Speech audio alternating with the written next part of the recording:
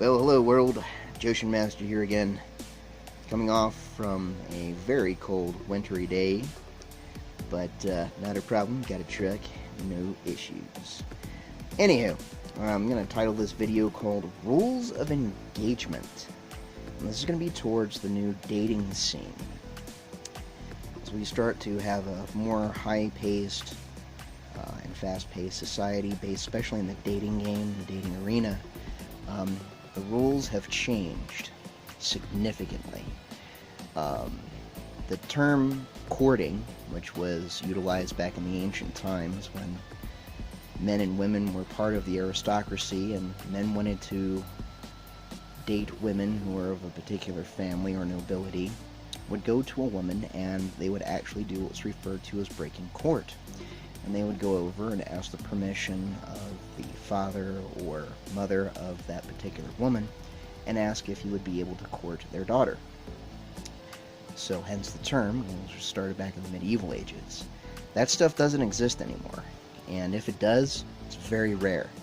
So when you're getting ready to go on to a date, especially this day and age, keep yourself prepared, be ready, and use your deductive reasoning. Be able to gauge the person in conversation, take a look at their body language, take a look at their eyes, take a look at their gestures, and see if they're being truthful about what they're doing. And small talk is never a good thing. Women like to be able to have someone who has something to say, not just a bunch of empty nonsense. The other thing too is that displaying body languages, especially signs of weakness, folding the arms, putting the hand underneath the chin,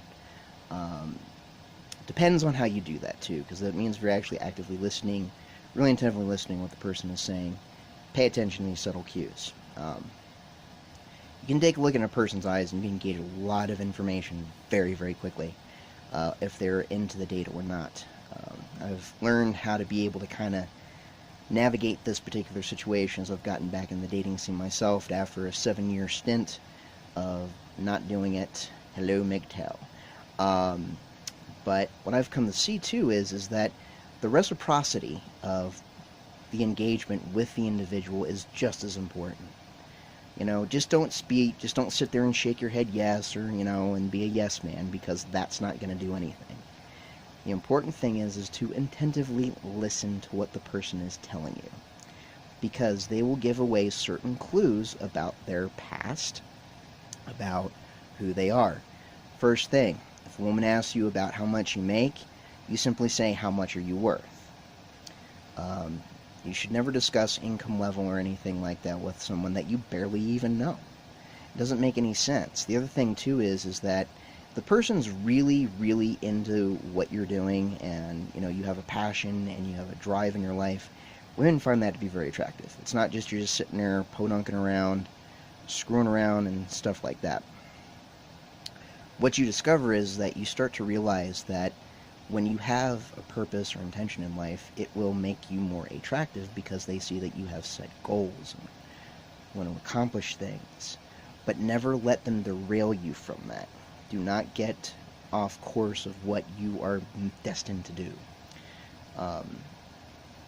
And also, too, is don't spend a crap ton load of money. Okay?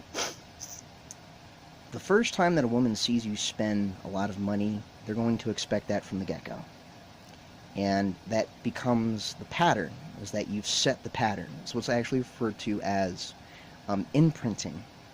And when a woman imprints, she is biologically, consciously, unconsciously gauging your behavior and your habits. And it's what's referred to as gross pathology. And so what happens is that that's when, or what's referred to as pathogen disgust. And so what happens is that a woman's always trying to find all the little nitpicks about you, your hygiene, all that other stuff. Trying to gauge to see if you are a prospective mate to be with. And they do this unconsciously, and consciously as well. So there's a lot of things going on. It's not just, you're going out. There's all these different, neurotransmitters and all these chemicals being stimulated in your brain and going through your body and making all these different things going on. And making your the oxytocin starts to flow, and then you start to want to be with that person. And here's also a really scary thing, guys. Um, when you're actively in a relationship in the first 3 to 6 months, this is called the honeymoon phase. You are dumber than a box of rocks. It's almost like your common sense and logic just goes out the window as the hormones get kicked into overdrive. The best way to be able to overcome this is to actually sit back, turn on some music like heavy metal or something like that to kind of distract your neural patterns for a minute, and that will give your body time to reset and reprocess. And that way you can take a look at what the situation is, and what kind of relationship it is that you are trying to have with the individual. And sometimes we just go, duh, you're pretty, I want to be able to be with you. Yeah, that's kind of the whole component of our biological processes of being able to go and wanting to mate with that person for reproductive reasons. So it's biological. It happens. But what I've come to find is that not trying to suppress it is the worst thing you do, because then it's going to hit you like a firestorm. The best thing to do is to sit down, take a couple of deep breaths. This will help stimulate the higher portion of your brain function. A little bit of meditation.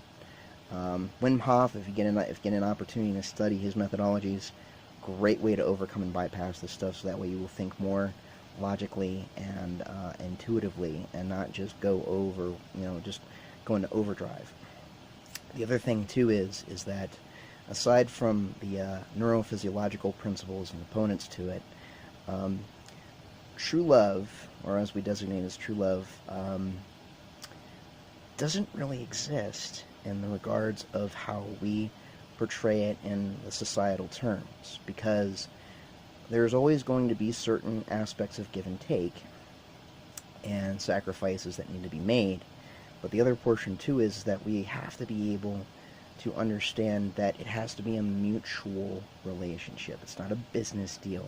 You don't have a price tag. You're a human being, and you deserve to be treated with respect, honor, and integrity and dignity. And you want to make sure that if you are in the dating realm and that you are with someone, that they treat you the same way that you want to be treated. Excuse me. I don't want to back down from a situation that's referred to as shit testing, and yes, women do that. They'll call you up and see if you'll automatically respond or if you'll postpone your day for them, and they do that because there's a book called 21 Ways of How to Train Your Man, and it's actually based off of the best techniques for dog trainers. And thank you, third and fourth wave feminism, for this kind of bullshit. We men are getting smarter in that regard. It's not going to work.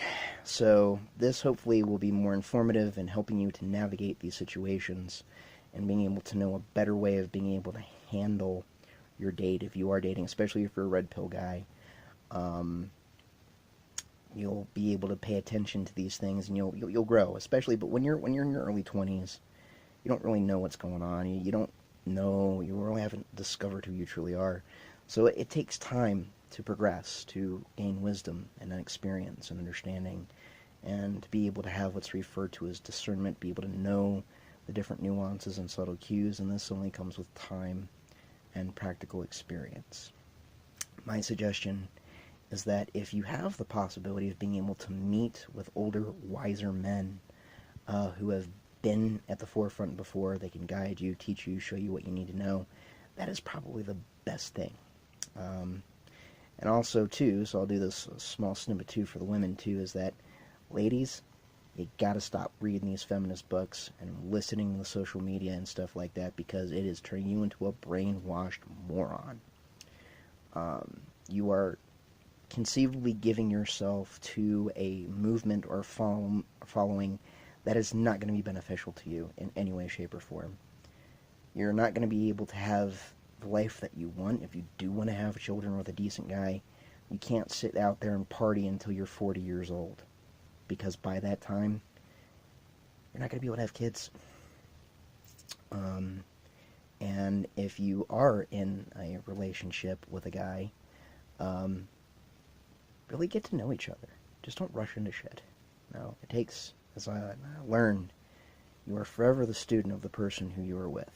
You're going to be learning about them for the rest of your life. If it is a lifelong committed relationship.